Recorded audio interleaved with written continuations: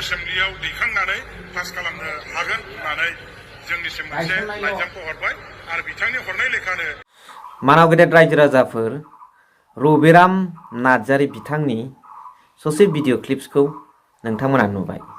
बे बिथाङा सासे ओरैबादि पावारफुल लिडार। फैगौ एमएलए इलेक्शनाव बिथाङा बर्थमानाव बिथाङा एमएलए खा बिथाङा खुनु सिन्था खालामनांला, खुनु सिन्था खालामनांगौ गैला। बिथाङा ओरैनो जिरायनानै थाबानो एमएलए इलेक्शनाव बे देरहाखाबाय। बरिया बिथांनि खामानि मावनो लानायफ्रा। रबिराम नार्जारी सारे एজন স্ট্রং লিডার। আমার বিটিসি অঞ্চলত থকা লিডার সকলৰ মাজত one of the strong leader. তেখেতে যিখিনি কামটো কৰিবলৈ হাতত লৈছে এইটো বহুত ধন্যবাদ দিব লগা কাম। আৰু তেখেতে এজন ষ্ট্ৰং নেতা হৈ, শক্তিশালী নেতা হৈ আগন্তুক যিটো বিধানসভা নিৰ্বাচন, এই বিধানসভা নিৰ্বাচনত এনে বহি থাকিলেও ৰবিৰাম নাৰ্জাৰী ছাৰে জিকি যাব। এইটো 100% খাটাং। আৰু আজিৰ দিনত এই কথাটো প্ৰমাণিত হৈ গ'ল। আৰু এই ভিডিঅ'ৰ দ্বাৰা মই এই কথাটো জনাব বিচাৰিছোঁ। दा अब्ला नोंथांमोना बिथाङा मा दम लानानै खामानि मावदों बेखौ नायलांबावदो। जोबनायाव कमेन्ट हरबानो जाबाय। बिटिसिनि नैबे एसेम्ब्लि जिरायग्रा न'आव सानसेनि हाबाफारि लानानै मोनसे एसेम्ब्लि सेसन जिरायनाय जादों। गाहायै मोननै आयदाखौ सावरायनो होननानै दिनैनि एसेम्ब्लि सेसनखौ लेंनाय जादोंमोन। मोनसेया जाबाय एसडि बाजेटनि सायाव जोंहा हाउसनिफ्राय बयनिबो खौसेयै मददजों बिल पास खालामनानै लानाय।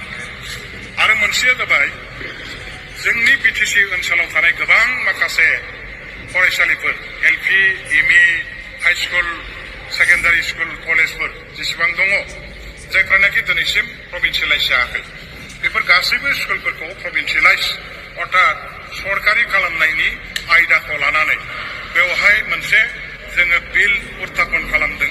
आरो बे बिल उत्थापन खालामनायखौ पास खालामनो थाखायनो दिनैनि सेसनखौ लिंनाय जादों। जों बयबो मिथिगौ जे बिटिसि ओनसोलाव गोबाव सम मोनसे बेवहाय आलादा रायजोनि सोमावसारनाया जाबोबाय थादों। मालाबा गणतान्त्रिक भाबै सोमावसारनाया जाबोदों आरो मालाबा गोबां माखासे हाथियार देग्रा आफादफ्रा हाथियारनि गिलु बालु सोमावसारनाय जाबोदों। जायनि थाखाय बे ओनसोलाव थासारिया दुंहाव जानायनि थाखाय जोंनि सोलोंथाइ बिफाननि अफिसारफोर बिथांमोनहा जोंनि ओनसोलाव फरायसालिफोरखौ नोजोर होबोनो हायाखै। जोंनि गोबां जायगायाव फरायसालिफोरखौ गायसनबोनो हानाय जायाखै।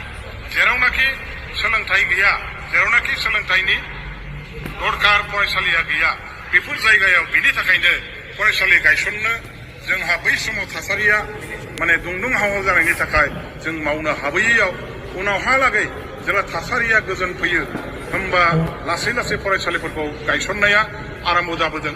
आसामाव जे गायसनदों बिनि बेसेबांबा गोबाव उननि उनावसो बे फरायसालिफोरखौ गायसननानै लानाय जादों। दा बिनि थाखायनो आसामनि तुलनाजों जोङो जुदि नायो होमबा बिटिसि ओनसोलनि फरायसालिफ्रा गोबां उनाव गायसनजानाय।